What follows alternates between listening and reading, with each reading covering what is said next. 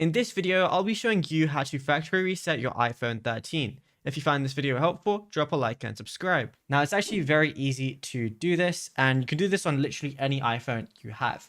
But let's say you want to reset all the settings, go over to your settings application like so, scroll down until you find general, which is under VPN. Once you go ahead and click on general, you're going to see a lot of options here, but scroll down again until you see transfer or reset iPhone. So just go ahead and click on that.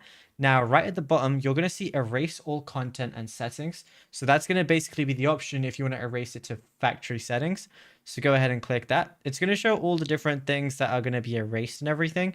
So like your apps and data, Apple account, stuff like that. So just go ahead and press continue if you want to go ahead with that. Just make sure you have a backup of things, or you've saved things that you definitely want to save, because everything will be removed and your phone is going to be as good as new whenever you use the erase all content and settings option. If you don't want to erase everything but only erase some things, you can press reset and choose from this list over here as well. But yeah, it's as simple as that. Now, if you found this video helpful, drop a like and subscribe.